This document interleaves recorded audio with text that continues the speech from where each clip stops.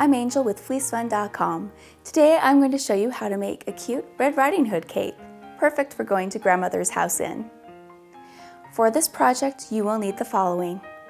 You'll need the printed up free PDF pattern that's available on FleeceFun.com. Once you have the free PDF pattern, you'll also need 2 1/8 yards of fleece, and this is for an adult size. For a child size you'll need less. You'll also need 3/4 yard of jersey knit or 2 large t-shirts, and this is optional if you want to line the hood. You'll also need a yard of ribbon, or you'll need a button and a little bit of elastic, thread, and scissors. Once you have all those things, it's time to get started. What you'll need to do is assemble the pattern, and I will warn you, it is quite a large pattern, so take your time and make sure you get it right because you want it to all line up nicely. You'll also need to decide on the length of cape you want to make. There are multiple lengths you can choose from. You can choose for adult a half cape. You can also choose a capelet and a mini capelet size. So decide what size you want and hold it up to you so you can decide.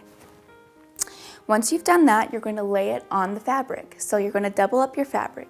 For the back side piece, it's going to be one large piece. You're going to place that side that says place on fold, unfolded fabric, and you're going to cut that out. So it's going to be one large piece. Then you're going to cut out the front, and that is actually 2 pieces. So again, on doubled fabric, pin that to it, cut it out. Same thing with the hood, on doubled fabric, cut it out, and you'll have 2 pieces of the hood. If you're going to cut a lining, cut out 2 more of the hood out of the fabric you wish to line it with. Now you'll notice on the pattern there are these arrow marks, and what that means are those are notches that I need you to cut into the fabric going the other way. So not into the fabric, but out of the fabric, cut a notch, and that's going to help you line up the hood when it's time to attach the hood to the cape. Once you've cut out all your pattern pieces, it's time to start sewing. We are going to start with the hood. What you're going to do is you're going to take your 2 fleece pieces, you're going to place them right sides together, and you're going to sew the back of the hood. And you can see what I'm talking about in the pattern example.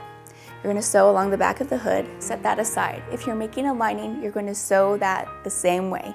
Right sides together, sew the back curve of the hood. Once you've done that, it's time to bring the lining and the hood together.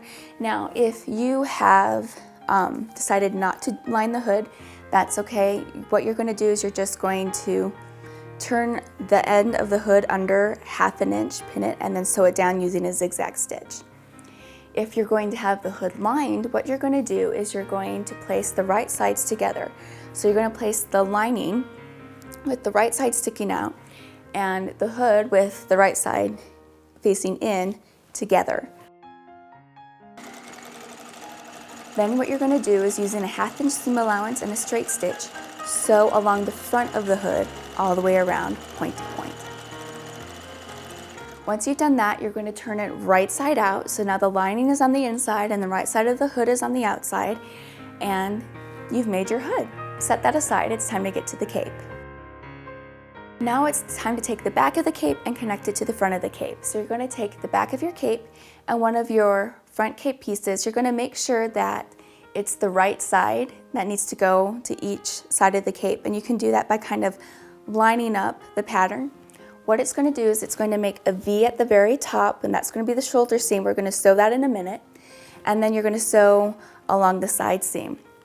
So line up each pattern piece, so right side's facing in, you're going to sew one side along that straight line, then you're going to go to the other side of the front, sew that straight seam so both of the front pieces are connected.